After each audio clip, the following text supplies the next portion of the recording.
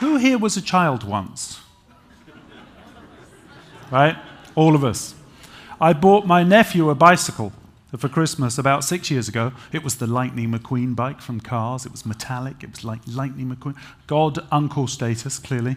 And you remember when you were a kid, it's all about who's got the biggest Christmas present in the box. So it was a huge box. He brought it out, unwrapped it, tore open the top of the box, took the bicycle out. What did he spend the rest of the day playing with? Why? Could be anything he wanted it to be. It was anything you wanted it to be. It was a fort, it was a castle, it was a rocket ship, it was a Barbie's house. At what point in your life could you now only see a box? From the age of 6 to the age of whatever you are today, at some point in your life, somebody's pointed a finger at you and told you you're not creative. And at some point in our life, we actually believe we're not creative. So one of the creative behaviors I want to cover for a moment is children are very curious and they think expansively. Over time, we begin to think reductively because education teaches us to look for one right answer, and corporations are fear of failure. So playfulness is a behavior I'd like to talk about. I don't expect people to be playful every minute of every day, but I do expect people to be playful when they're looking for big ideas. So if I could invite you just to close your eyes for a moment. I'm going to ask you a question. I don't want you to think about it. I just want you to shout out the first word that comes into your head. Where are you, and what are you doing usually when you get your best ideas? Shower, walking the dog, bike ride, commuting, what else? In bed, on a mountain, running.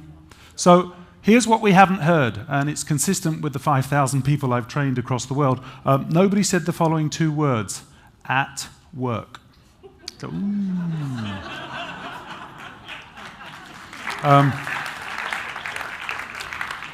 close your eyes again. I'd like you to be as honest with yourself as you choose to be. The good news is you don't have to share it with anybody. I'd like you to picture the last verbal argument you were in with somebody. When you can see the argument, I'll ask you to open your eyes. And for those of you more empathetic people, you can open your eyes as well. So the argument's over, and you hate Fred. Fred, I can't believe you blind copied my boss on that email. I'll never, ever, ever work with you again. And I storm out of the office. I slam the door. I go over to my local coffee shop. I drive. I get there. I get a cappuccino. I sit down. 5 or 10 minutes after the argument's over, I'm more relaxed. What just popped into my head? What popped into your head? Yeah, the killer one-liner you wished you'd used during the argument. Oh, if I'd have said that. Oh, I should have said that. Oh, no, it's the perfect line. Has it ever come to you during the argument? Always 5 minutes afterwards. Really annoying, isn't it? It's the perfect line. You've got nowhere to go. Why? Because being in an argument is the same as being at work. And you hear yourself say, and when you're doing emails, you're scheduling presentations, you're in a presentation, you're talking to somebody, you're scheduling a meeting, and you hear yourself say, I don't have time to think. And when you don't have time to think, you can't come up with that killer one-liner during the argument, and you can't come up with that big idea. Why? Because your brain, believe it or not, has 4 brain states. The one we live in most of the day is what I call busy beta.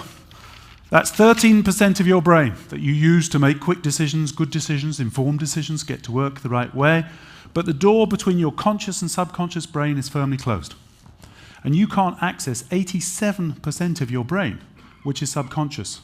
Every bicycle ride you've ever been on, every meal you've ever eaten, every texture you've ever felt, every person you've ever kissed, even the ones you choose to forget that keep popping up on Facebook every now and then, they're all back there as unrelated stimulus that could create unforced connections to build new ideas. But when the door between your conscious and subconscious brain is firmly closed, when you hear yourself say, I don't have time to think, you can't have that big idea. And that's why I did an energizer when you came in. All I was listening for was laughter. The moment I got laughter, I know metaphorically you were back in the shower and I could start the ideation session. Then there's then apart from amazing alpha, there's thoughtful theta. Has anybody heard of the expression when the penny drops? That eureka moment. Oh, I've got the big idea. It was practiced by Thomas Edison. He used to sit in an armchair at night, put a penny between his knees, a tin tray on the floor, and he would fall asleep. His muscles would relax, the penny would drop, hit the tin, wake him up, and he would write down whatever he was thinking. He has more inventions and patents in the United States than any other inventor. Salvador Dali would fall asleep against his easel. When he fell asleep, he'd fall over, and he would wake up and sketch whatever he was dreaming. Of course, I want to know what he was smoking before he went to bed, but not an unsuccessful artist by any stretch of the imagination. If you're one of those people that gets their best ideas when you're about to fall asleep or about to wake up, keep a notepad by the bed. Then there's Dreamy Delta. It's 2:37 in the morning, and you can solve world peace, but you can't remember it in the morning. So the best brain state for creativity at work is Amazing Alpha. And how do you get there? By running an energizer. You're just trying to get people metaphorically back in the shower. Edward de Bono said that your brain was like a mountain, and within each new raindrop that falls on your head is one of life's experiences, and over time, streams of recognition appear. You learn to read and write, learn how to count, learn how to sing. And over time, that turns into a river, a torrent. If you're me, you went to Edinburgh University, you started with Disney 30 years ago, you worked with Disney around the world, 30 years, most of it in public relations. 25 years, Disney public relations. How wide, how fast-flowing, and how deep do you think my river of thinking is on Disney? Very. Same as yours and your expertise. It's what enables you to make quick and informed decisions. It's also the single biggest barrier to innovation is your own expertise.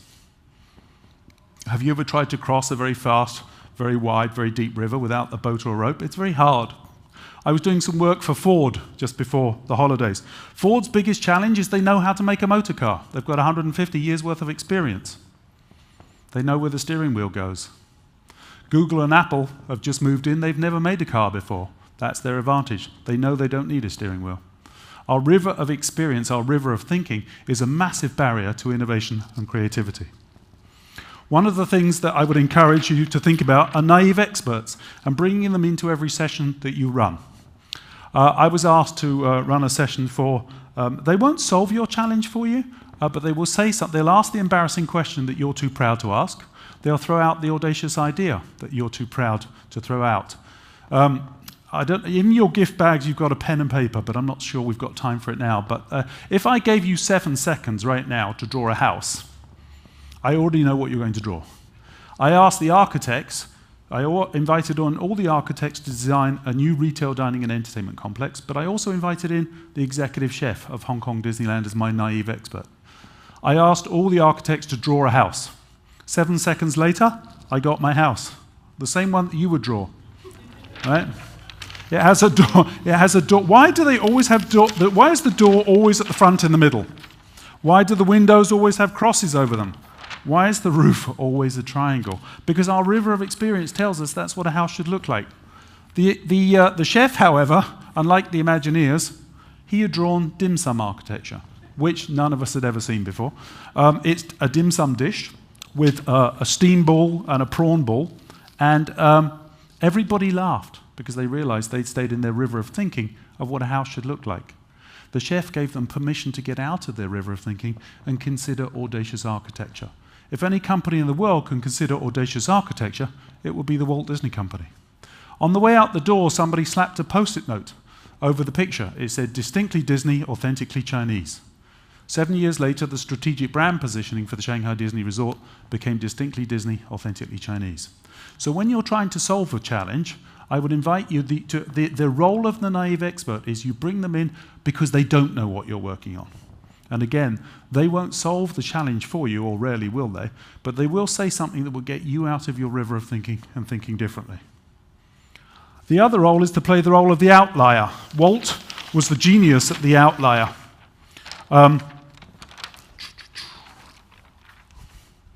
When Walt Disney in 1940, has anybody seen Fantasia, the film? So Fantasia was never a box office hit. And Walt was, but 1940, the guy was so creative. He wanted it to mist in the theatre during drip, drip, drip, Little April showers. He wanted heat pumped into the theatre during Night on a Bare Mountain. And the theatre owner said, "No, Walt, that's too expensive. And your movie's only in the movie theatre for 6 months." Those were the days. So this is what Walt did. He listed the rules of showing his movie in a movie theatre. It's dark. It's dirty. I have to go at a set time. I have to sit in a seat. I have to watch the previews. I can't control the environment. He listed all the rules as quickly as he could, and then he said, what if?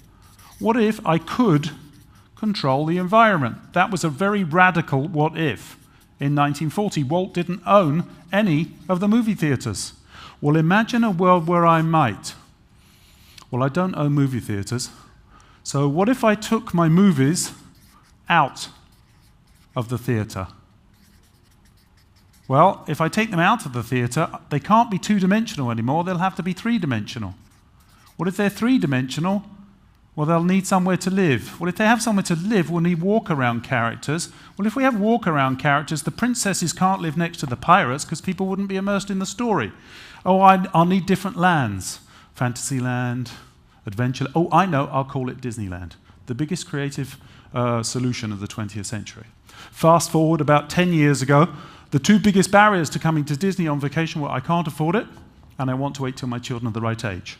A new barrier emerged out of nowhere in 2008 with a little online bookseller out of Seattle called Amazon. Oh, how could they possibly threaten Disney? A new barrier emerged. I don't want to stand in line anymore. Amazon's told me I don't have to. They give it to me immediately when I want. So we listed all the rules of going to a Disney theme park. You have to buy a ticket. You have to stand in line.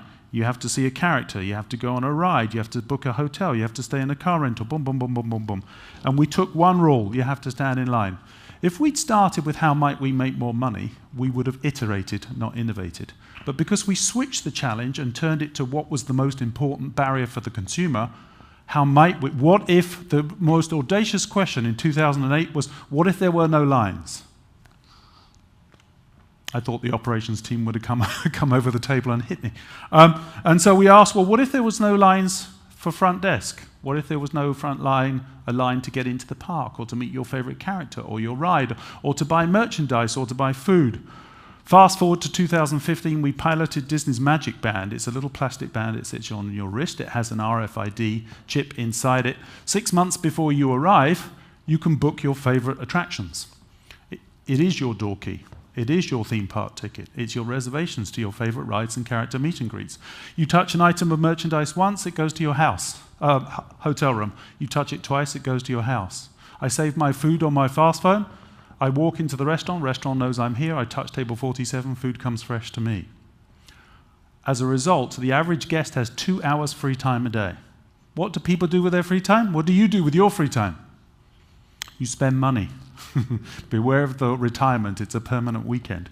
Not only that, but real-time data. The guests are telling us every second of every day what they like and what they don't like. I know if Mr. Smith is in line for Space Mountain and he's got an hour-long wait, but his daughter's favorite character is Cinderella, and she hasn't met her yet, but Cinderella's 60 yards away. I can text Mr. Smith. But then long-term decision-making, I know if I put Buzz Lightyear at 5 feet, I sell 50 units an hour. If I put him at 2 feet, I sell 2,000 units an hour. So again, by giving something of real value to the consumer, in return, the single biggest revenue generator of any idea we've had in the last 20 years with no capital investment required, simply by playing the role of the outlier. Storytelling. Walt was the master storyteller. He used words like nobody else. If I were to ask you, actually I will, if I was going to build a car wash in Q8, what would I need to put in it? Water. What else? Brushes. What else? Soap. What else? Dryer. Yeah, I need a dryer. What else? Vacuum. Yeah. People and cars. That's a good list. Okay. Well, what if I didn't open the car wash? What if I open an auto spa? What could I put in a spa? What could you put in a spa? Yes. Masseuse. Wax. Oh, good one. Barista. Music. Suddenly, in less than 60 seconds, you've gone from your river of thinking of what should be in a car wash, and you've considered what could be in an auto spa. All I did was reframe the challenge as Walt Disney did on July 17th, 1955. Instead of creating employees, Walt created cast members. Cast for a role in the show. They wear a costume, not a uniform. They work on stage or backstage. He created the best single guest service there is in the world, and it still exists today. All he did was re-express their challenge.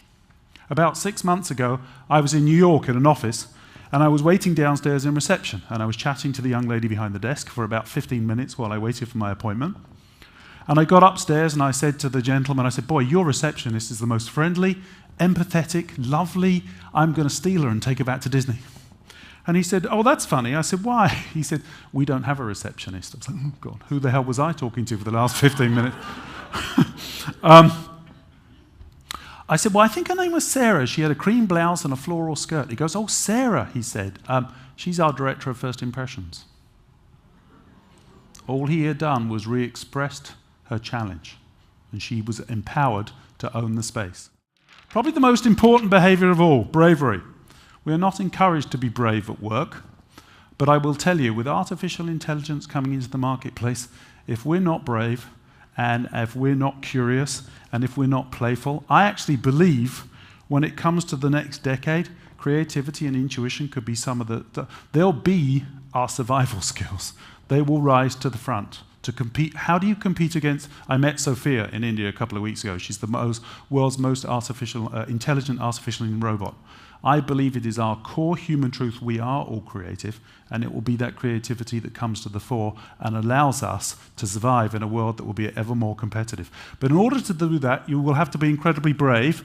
And so to demonstrate bravery, for the last 30 seconds, I just need a volunteer to come up. We're going to sing Don't Go Breaking My Heart by Elton John and Kiki D. You can choose if you're going to be Elton or Kiki. So all I need is a volunteer. Didn't think I was going to get one. So you may not look until the count of three. On the count of three, you may look. Before you came in this afternoon, and you may not look until the count of three, we put a post-it note underneath one of your chairs. And it simply just is a large one. It just says, it's you. And so on the count of three, if it is you, I just want you to come up and sing. We've got the lyrics for you. So 1, 2, 3.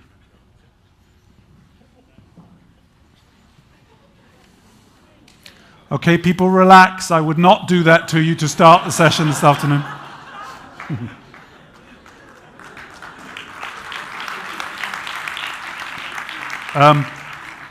Who is the bravest animal in the jungle? Not so. The humble butterfly. The 10-foot butterfly that was just flying around inside your stomach about 20 seconds ago. When was the last time you felt like that at work? If you haven't felt like that for a while, you will be unemployed in less than 5 years. There's too much disruption coming to the marketplace. You have to innovate. You have to be brave. And I will finish with my favorite quote, which is, the opposite of bravery is not cowardice, it's conformity. Thank you very much.